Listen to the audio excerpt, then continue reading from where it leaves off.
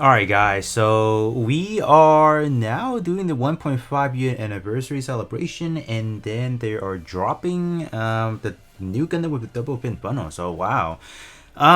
So dropping this unit I think is actually pretty good just to set the tone, because this unit eventually would be able to kind of counter the O. So whenever the O comes out, I don't know, in the foreseeable future, within like the next couple of months, it wouldn't really be running the meta like just out of check. So this unit right now is going to be a good counter if you guys are facing a lot of victory to assault, because of a new mechanics that they have introduced in the game.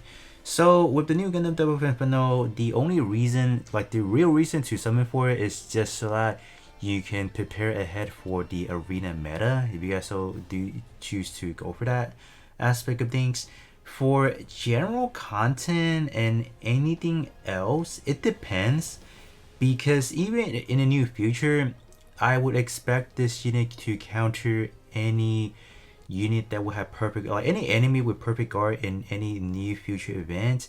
This unit should be able to step up and just do what it needs to do, because in terms of assault, it pretty much neutralizes what the perfect guard actually does, and then you can just, so there's two things. There's the regular guard that you can find on Penelope, and then you can find on like Full Armor Double Zeta.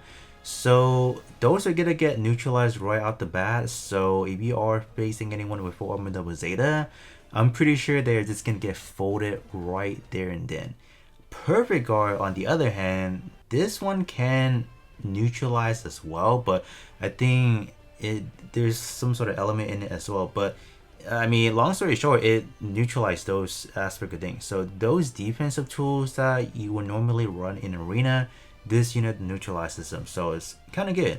So you get 18 for the first 18 seconds. You do have the Grand Assault status, so that's good.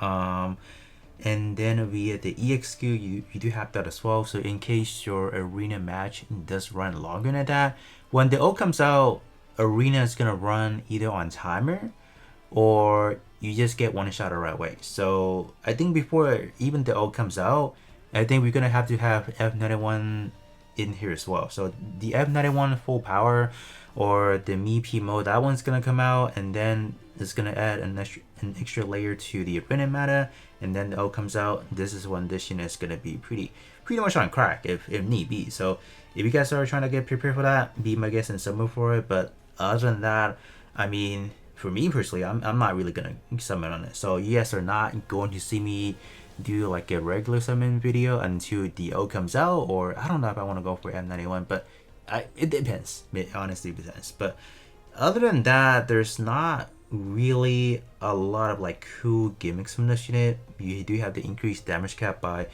200,000, so that's kind of good. And then you do have the damage stack up to 42%.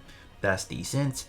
And then on skill 2, you do have this one, which is the biggest part, having the absolute evasion. So yeah, I mean, having absolute evasion is cool and all, but you can still take EXQ damage. So this is the only thing that you're not really safe against. But yeah, having perfect guard, or sorry, having absolute evasion is cool.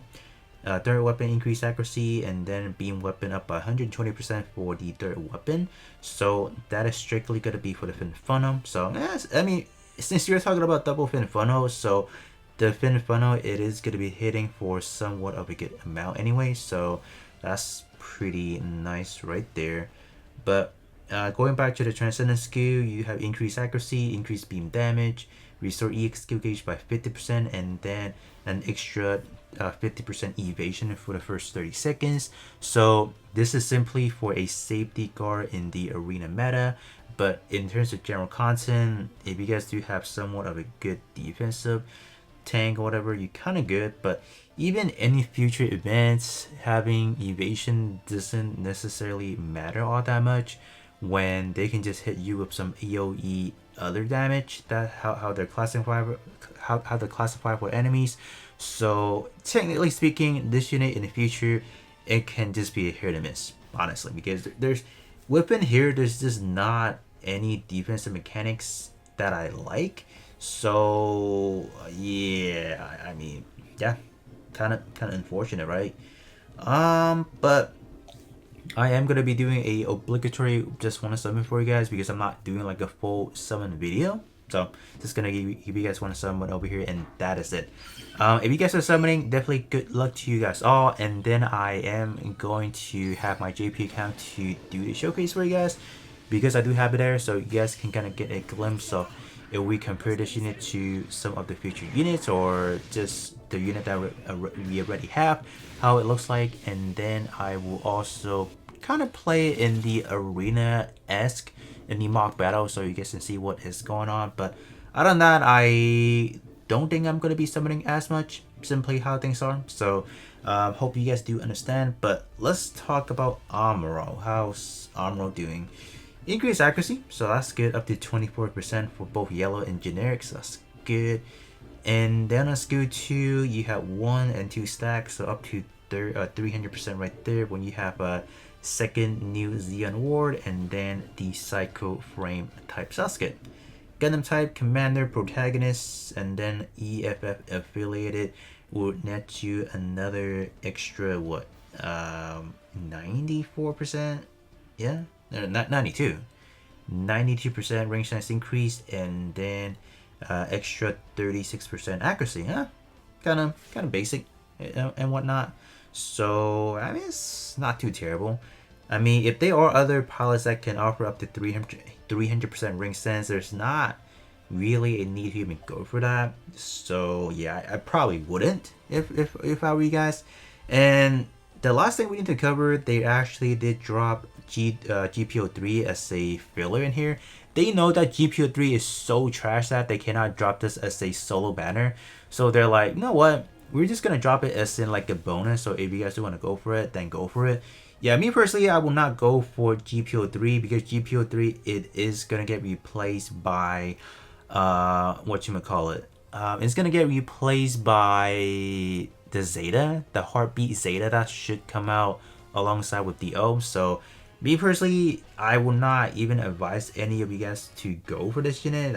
There's honestly no way to go for it. But I guess this unit is kind of cool. It does have damage taken down by up to 64% whenever you pop EX skill. So I say defensively, I mean, it's kind of alright, I would say. But I wouldn't go for GPO3. It's honestly, it's not that great. What about Cole? How does he do? I don't even know what he does. Oh wow. Okay. Double 69% ring sense. So I mean, technically speaking, you can get up to, is it only, no, hold up. That is only like almost up to 280% ring sense. So alright, never mind. So it's not even that great. Okay, so yeah, GPO3 is so bad. That's kind of unfortunate. It never got its own banner. This is actually the first limited unit not to have its own banner. Wow, kind of a shocker. I mean, if they keep doing this, like, we can catch up to JP, but they're just gonna be sacrificing a lot of the quote-unquote bad limited banner units. So I mean, I'm up for that because there's just no need to summon for a lot of these filler unit anyways. So that's just kind of my take on it. But yeah, if you guys are deciding to summon for the Nu Gundam Double Inferno, I do wish you guys best of luck, and I will be catching you guys all on the next one.